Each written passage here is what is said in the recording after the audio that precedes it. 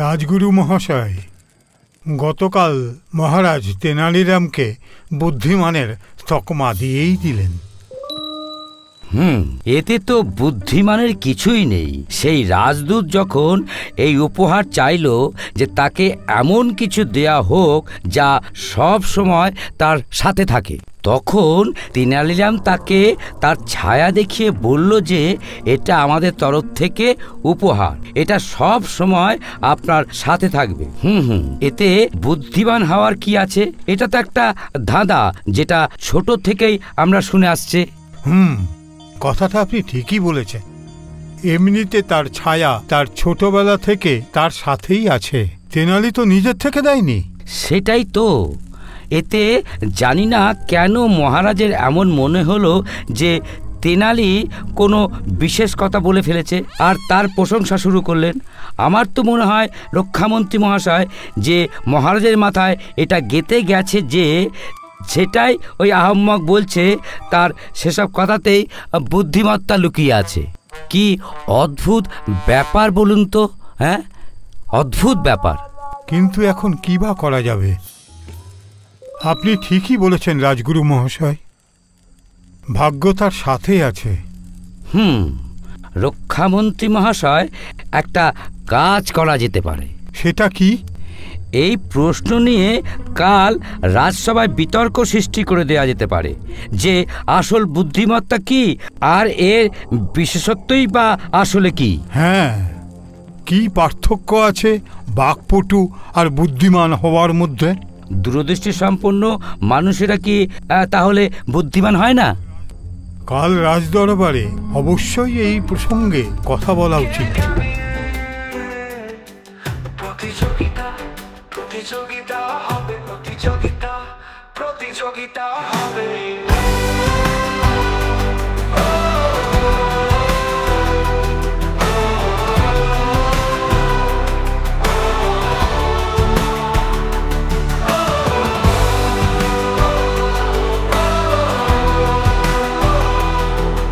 আমি আপনাদের সকলের ভাবনা চিন্তা শুনে নিলাম। আমি এটা ভীষণভাবে মানি যে বুদ্ধিমত্তা চালাকির মধ্যেও থাকে এবং দূরদর্শিতার মধ্যেও থাকে। আর আমাদের এই সভার মধ্যে যদি আপনারা জানতে চান কে কত বেশি বুদ্ধিমান, তা আমরা একদিন সময় করে এর পরীক্ষাও নিয়ে নিতে পারি।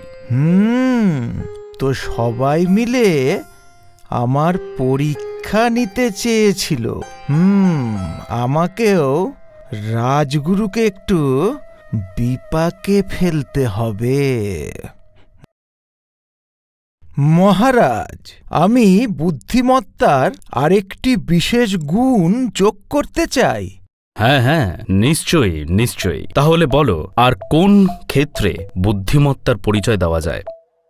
মহারাজ, জ্ঞানী হতে গেলেও বুদ্ধিমত্তার দরকার হয় মহারাজ। একদম একদম একদম ঠিক কথা বলেছ তুমি তেনালি। কে কত বেশি বুদ্ধিমান সেটাও একবার প্রমাণ করে নেওয়া উচিত আমাদের। তারও একটা প্রতিযোগিতা হওয়া উচিত। কারণ এটাই মহারাজ যে আমাদের দরবারে সবাই জানে যে আমাদের রাজগুরু মহাশয় হলেন সবচেয়ে বড় পণ্ডিত ব্যক্তি। তা না হলে উনি রাজগুরু হতেন কিভাবে? আর যদি শুধু জ্ঞানী হওয়াটাই বুদ্ধিমত্তা হয়, তাহলে তো রাজগুরু মহাশয় হলেন সবচেয়ে বেশি বুদ্ধিমান। কারণ আমাদের এই রাজদরবারে কেউই জ্ঞানে ওই আমাদের রাজগুরু মহাশয়ের সমকক্ষ হতে পারবেন না। তেনালিরাম, আমি তোমার কথার মানে বুঝতে পারছি। বুদ্ধিমত্তার পরিচয় আমরা অন্য কোনো আচার্যের সঙ্গে রাজগুরু মশায়ের তর্ক করিয়ে আমরা সেটা পরীক্ষা করে নেব। তাহলে মহারাজ, বুদ্ধিমত্তা যাচাই করার জন্যেও কি এখন বাইরে থেকেও লোক আনতে হবে? তার কি প্রয়োজন? বুদ্ধিমান হয়ে ওঠার কথাটা আলাদা, আর তাছাড়াও মাথার উপস্থিত বুদ্ধি এবং চালাকি, এছাড়াও সমজদারি যে কোনো বিষয়, এই সমস্ত কিছু আমরা কঠিন থেকে কঠিন পরীক্ষার মাধ্যমে আমরা তা প্রমাণ পেয়েও নিতে পারি। তবে মহারাজ, কবে নাগাদ হবে এই পরীক্ষা? খুব তাড়াতাড়ি, তবে তার আগে আমাদের আশেপাশের আচার্যের এবং তাদের থাকার ব্যবস্থা সমস্ত কিছুই জানতে হবে। আরে হ্যাঁ, রাজকুমারী মোহনাগীর কাছে অনেক আচার্যের খোঁজ খবর থাকে। আমি আগামীকাল আমাদের এই রাজদরবারে ঘোষণা করব যে এই পরীক্ষা কবে আর কার কার মধ্যে হবে। প্রতিযোগিতা প্রতিযোগিতা হবে, প্রতিযোগিতা প্রতিযোগিতা হবে। এবারে কি হবে রাজগুরু মহাশয়? এই আহম্মক তো সোজাসুজি আপনাকেই ফাঁসিয়ে দিল। এবার বুঝলাম, সে আহম্মক যখন বলল যে একজন জ্ঞানী লোকও বুদ্ধিমান হতেই পারে, তখন আমি এক মুহূর্তের জন্য থমকে গেছিলাম। হ্যাঁ, কিন্তু যখন সে বলল রাজগুরুর চেয়ে জ্ঞানী এখানে কেউ নেই, তখন আমি ভেবেছিলাম যে সে আমার সামনে নতি স্বীকার করছে। কিন্তু আহম্মকটা এক তীরে দুটো নিশানা লাগিয়ে দিল, ফাঁসিয়ে দিল আমাকে, একদম ফাঁসিয়ে দিল। কিন্তু রাজগুরু মহাশয়, এতে ফাঁসার কি আছে? না না, ফাঁসার কি আছে? কোনো ফাঁসার ব্যাপার নেই। হয়ে যাক পরীক্ষা। কি ভাবে আমাকে? আমি কে? রাজগুরু আমি, বিজয়নগরের রাজগুরু আমি। যে সামনে আসবে তাকে এক ধাক্কায় সরিয়ে দেব। সমস্ত বিদ্বানগিরি বেরিয়ে যাবে। হ্যাঁ, বেরিয়ে যাবে, একদম বেরিয়ে যাবে। এতে তো আপনার মাথা আরও উন্নত হবে, আর বুদ্ধিমত্তার খেতাব আপনি পেয়ে যাবেন। তখন সে টের পাবে এই ক্ষমতাকে বুদ্ধিমানের আওতায় সে আনলই বা কেন। সেটা তো ঠিকই। হ্যাঁ, একে বলে নিজের পায়ে কুড়োল মারা। একদম একদম ঠিক বলেছেন আপনি।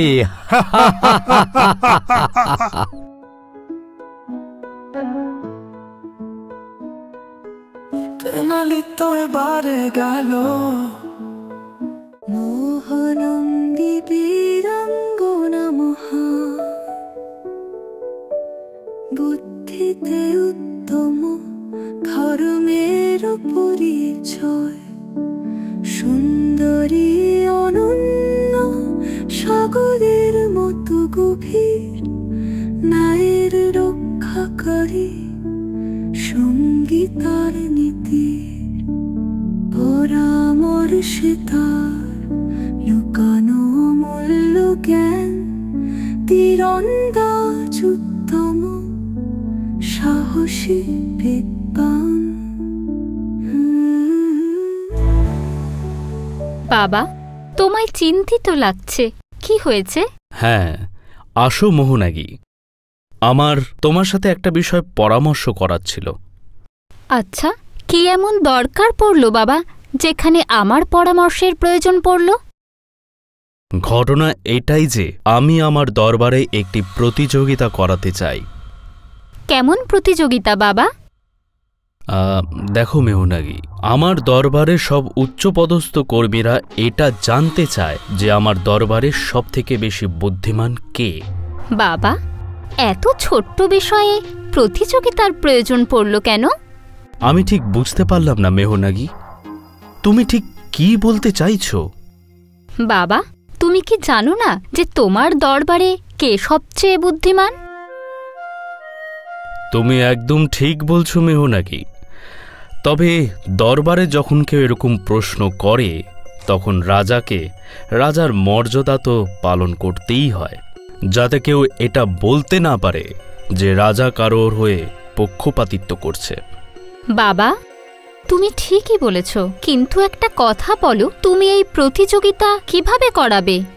আসলে আমার কিছু দরবারীরা জিজ্ঞেস করছিল, আসলে ওরা জানতে চাইছিল যে উপস্থিত বুদ্ধি কেবলমাত্র বুদ্ধিমান হলেই পাওয়া যায়, কিন্তু বুদ্ধিমানদের মধ্যে কি উপস্থিত বুদ্ধি থাকে?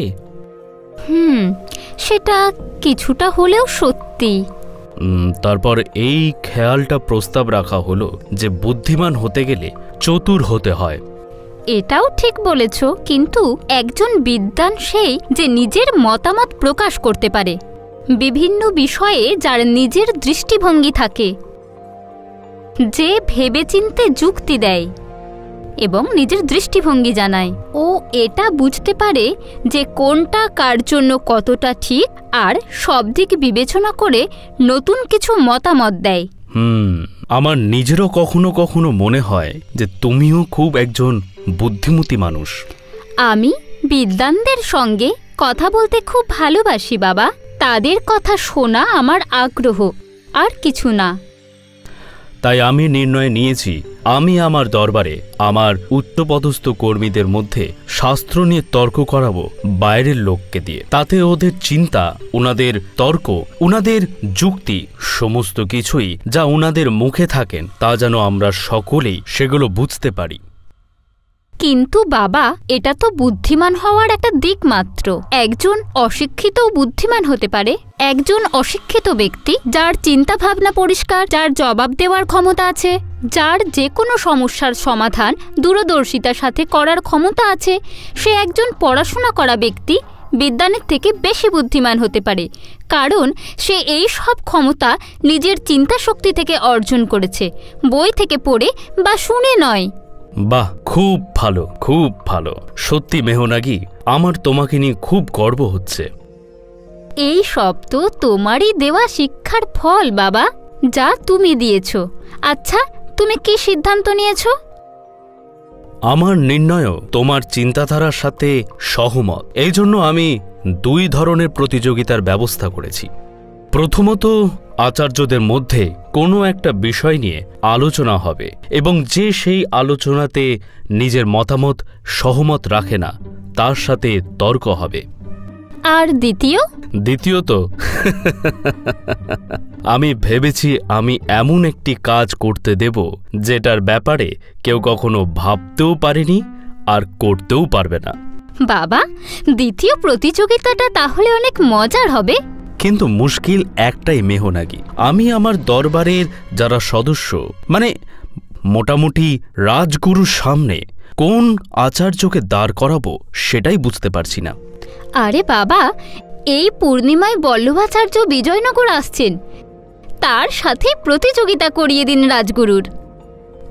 বাহ বাহ, এই তো খুব সুন্দর রাস্তা দেখালে তুমি। আজ সত্যি আমার চিন্তা মুক্ত হলো। আমি আনন্দিত বাবা।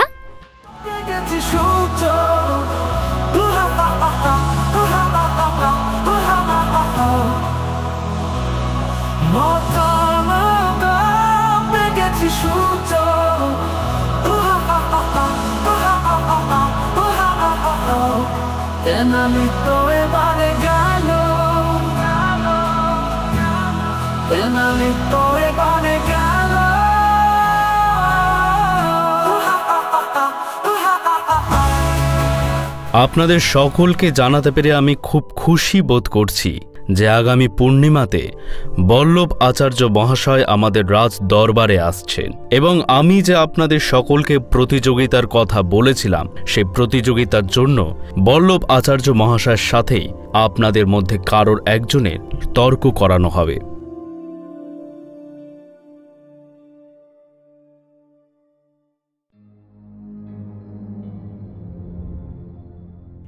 এটা তো খুব ভালো হবে।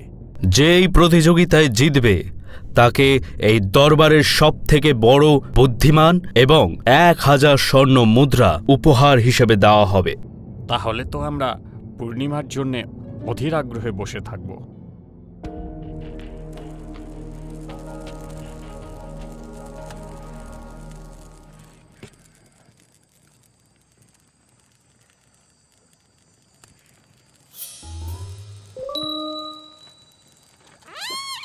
কি হয়েছে রাজগুরু মহাশয়? ভীষণ চিন্তিত মনে হচ্ছে। আরে রক্ষামন্ত্রী মহাশয়, এখন আপনিও ঠাট্টা করছেন? আরে রাজগুরু মহাশয়, আপনি কেমন কথা বলছেন? আমি কিভাবে আপনাকে নিয়ে মজা করতে পারি? আরে বাবা, হয়েছেটা কি বলবেন তো আগে। আরে আপনারও কি জানা নেই নাকি? না, কি হয়েছে? হওয়ার কি আছে? আরে আপনার কি জানা নেই নাকি যে বল্লভাচার্য মহাশয় আসছেন? হ্যাঁ, বল্লভাচার্য, উনি তো সন্ধ্যায় আসছেন। তাহলে? আরে জানেন কি কি জন্য আসছেন? প্রতিযোগিতার জন্য। আরে প্রতিযোগিতা আছে সেটা তো আপনি জানেন, এটা জানেন না যে কত বড় বিদ্বান মানুষ তিনি। হ্যাঁ, সেটা শুনেছি, কিন্তু রাজগুরু মহাশয় আপনিও তো কম নন। ঠিক আছে, প্রতিযোগিতা তো কঠোরই হবে, কিন্তু জিতবেন আপনি। আরে মনে হয় আপনার খুব একটা জানা নেই ওনার ব্যাপারে। আচ্ছা, তবে কিছু বলুন, কেমন বুদ্ধিমান সে? শুনুন তাহলে। আজকের সময়ে দাঁড়িয়ে তাকে টক্কর দিতে পারে এমন আচার্য দু একজনই হয়তো আছে। গোটা ভূভারতে ঘুরে এসেছেন তিনি, আর যেখানেই গেছেন নিজের বিদ্যতার চিহ্ন রেখে এসেছেন তিনি। বুঝলেন রক্ষামন্ত্রী মহাশয়? আচ্ছা, আপনি জানেন না হয়তো। আমার পক্ষেই শুধু নয়, কারোর পক্ষেই ওনার বিরুদ্ধে জেতা খুব মুশকিল ব্যাপার, প্রায় অসম্ভব। রাজগুরু মহাশয়, এ তো বড় মুশকিল হয়ে গেল। তাহলে কি করা যায়? সেটাই তো আমি ভাবছি এতক্ষণ ধরে। কিন্তু মহারাজের মাথায় বল্লভাচার্যের কথা কিভাবে মনে পড়ল? এটা নিশ্চয়ই সেই আহম্মকের ষড়যন্ত্র। তেনালির চাল। এখন ও এর মধ্যে কিভাবে আসলো? হ্যাঁ, মনে পড়েছে।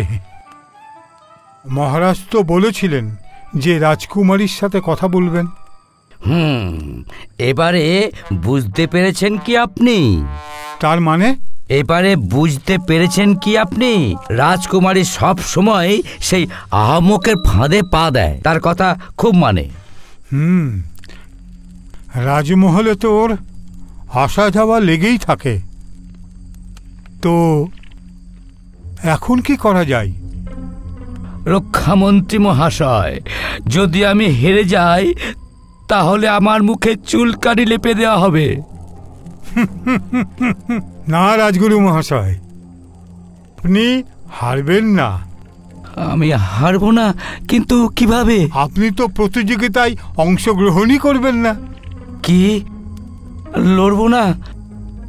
মজা করছেন নাকি রক্ষামন্ত্রী মহাশয়? আরে মহারাজ ঘোষণা করে দিয়েছেন যে আমার প্রতিযোগিতা বল্লভাচার্যের সাথে হবে। হ্যাঁ। রাজগুরু মহাশয়, মানুষরা কি অসুখে পড়ে না? হ্যাঁ, অসুস্থ তা তো হয়।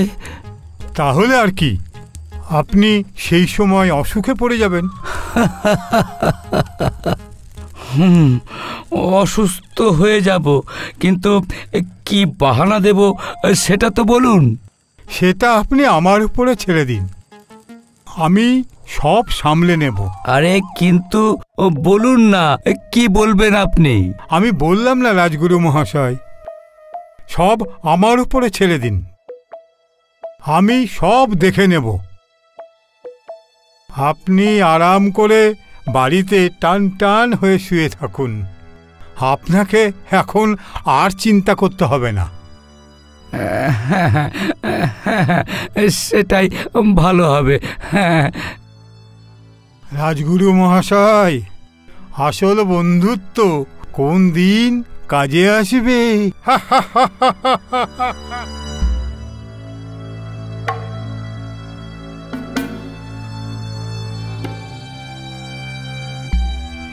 আরে কি ব্যাপার গো, কি এত ভাবছো? আচ্ছা, আগামীকাল পূর্ণিমা। হ্যাঁ, সে তো প্রতি মাসেই আসে। কিন্তু এই পূর্ণিমায় আমাদের রাজদরবারে প্রতিযোগিতা আছে। কি ধরনের প্রতিযোগিতা? শাস্ত্র চর্চা হবে। রাজগুরু মহাশয় এবং বল্লভাচার্য মহাশয়ের মধ্যে। আরে কি বলছো? কোথায় বল্লভাচার্যজি আর কোথায় রাজগুরু? সেটাই তো ভাবছি। রাজগুরু মহাশয় প্রতিযোগিতায় অংশ নেবেন কিভাবে? প্রতিযোগিতায় দাঁড়াতে কি আছে, কিন্তু হেরে যাওয়ার পর বসাই মুশকিল হয়ে যাবে। কি তোমার কি খেয়াল? আমি এটাই ভাবছি যে এই পরিস্থিতিটাই আসবে না। কেন? আমার মনে হয় রাজগুরু মহাশয় প্রতিযোগিতায় অংশই নেবেন না। তাহলে অসুস্থতার অজুহাত দেবে? অসুস্থতার কারণ দেখানোটাও কিন্তু কঠিন হবে। সেটা কেন? কারণ রাজবৈদ্য মহাশয় তো ওনার ঘনিষ্ঠ বন্ধু।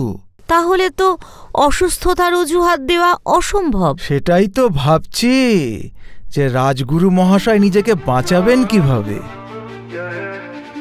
তেনালি একজন ভালো পরামর্শদাতা, চিন্তা ভাবনা করে দেয় উত্তর, পথ দেখায় রৌদ্র ছায়ায়, প্রতিটি সমস্যার সমাধান দেয়। কথায় সত্যতা আর সত্যতার পরামর্শ দেয়, কোনো ভয় বা অপমান ছাড়া, প্রতিটি কষ্ট বুঝে, প্রতিটি সমস্যার সমাধান বের করে। জ্ঞান দিয়ে দেয় সহায়তা, সে সঠিক পথ প্রদর্শক, সাথে থাকে প্রতিটি পদক্ষেপে, সে থাকে সঙ্গী নিরহংকারী। তেমনি নির্ভীক, চিন্তায় গভীর, প্রতিটি দিক বোঝে, ভালো পরামর্শদাতা। তেনালি একজন ভালো পরামর্শদাতা।